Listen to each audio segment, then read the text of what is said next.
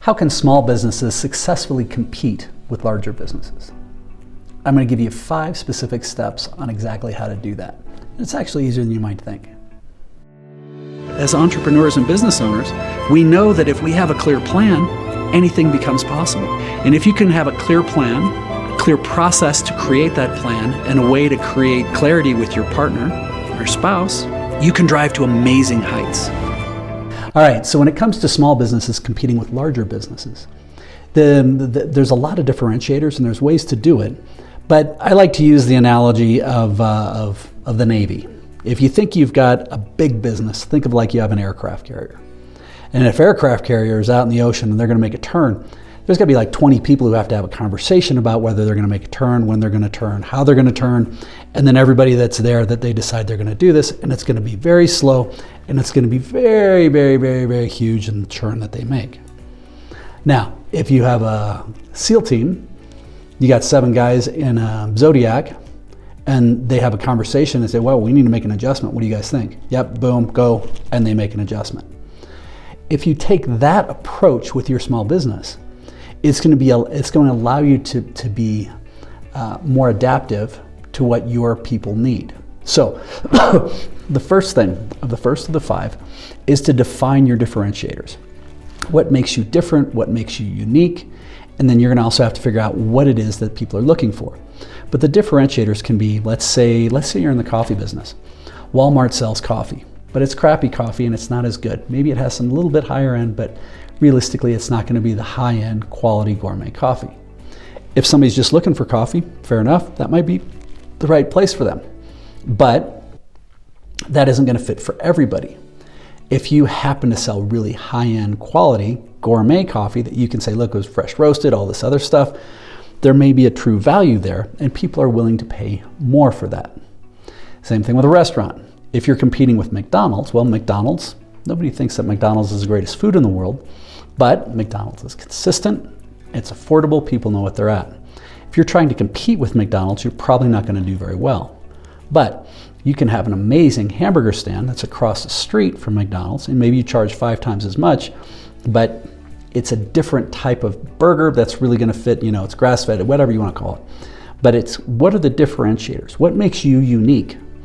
And making sure that you have a clear line of sight on what those things are and document those things. What are the differentiators with your product or service compared to others in the big business that, excuse me, is going to help you define why somebody wants to work with you, why somebody wants your product or service. So the first thing is for you to list those things out. Then the second is to be curious and meet your customers where they're at.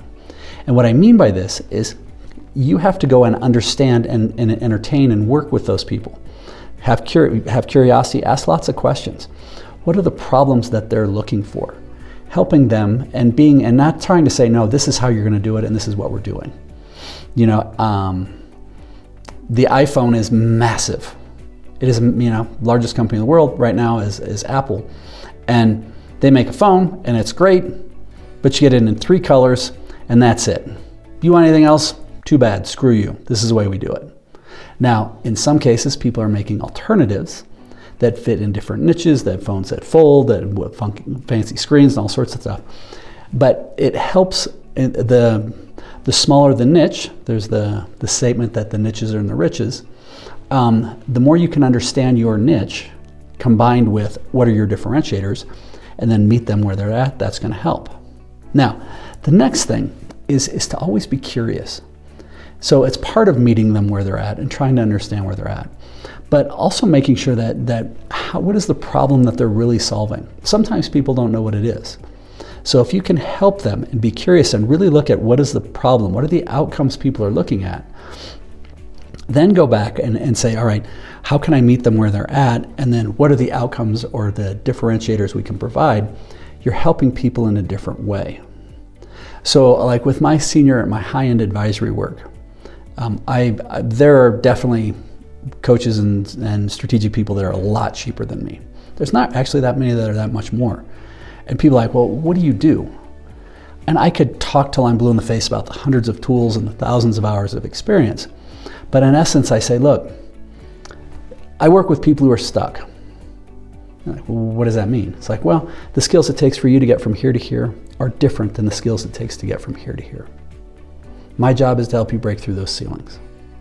And then I ask questions, and I'm curious, and I talk to them, and I understand where they're at, and then I'm able to go through and take little pieces and tools and provide that to them. But I'm curious. I'm not trying to prescribe exactly how to do it. I'm trying to listen to what they need and then meet them where they're at. And once I do that, then I go beyond what it takes to help solve that problem. All right, so the fourth thing then is to find your tribe. And what I mean by this is the more genuine you can be, the more you can find people who share your values. And this takes a little bit of time, and it takes a little bit of guts, is to genuinely say, look, so as an example, I use colorful language. I swear like a sailor. Some people don't like that. That's okay. I am very direct and candid, compassionate, but very direct and candid with people. I do really, really well with advisory people, companies that have three things. That A, they have a self-awareness that they want to get better and they can get better, but that they're stuck. B, that they're ambitious as hell, that they want to take things to a whole nother level. And then C, they're in an industry that has the potential to be disruptive. It can be a legacy industry, but it has to be potential to be disruptive. That to me is my tribe. When I find somebody like that, who is comfortable with me dropping an F-bomb and they'll return it, they're comfortable with me picking a fight with them in a compassionate way because of a potential blind spot, that ends up being my tribe. Now, what that means is it narrows it way down, but it helps create the niche that I'm really good at, that I'm really wonderful and helpful in that space, and I'm more confident with that. All right, then the last thing, and this is the fifth thing, that's so important, is you have to make sure that you're always curious, you're always learning. How can you always be improving the tools? Because the reality is, the riches are in those niches, but there's other people who are going to be looking for those niches. So how can you become how do you become your customer, your client's oxygen? That they need you because they want that special, unique fit.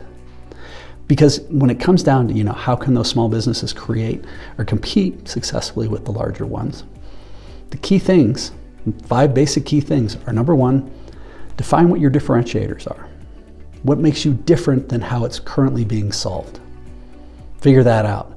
Number 2, meet your customers where they're at. Be curious, but don't try and sell them a round square hole for a round peg. Figure out the right way. How can you be there and be curious for them? The third, be curious and really look at what you're trying to solve. Go beyond what they're asking for, but actually see what is the outcome they're looking to drive, and how can you help drive that outcome. Fourth, find your tribe. Find the people that fit for you, that share your values. And then lastly, always be learning. Always make things better so that you're sharpening your tools. You're improving your product or service so that it gets better and better and better for clients. So ideally, you found some value with this. Feel free to go to Aspiring Solopreneur if you have any questions or comments. Subscribe to the channel. Keep smiling.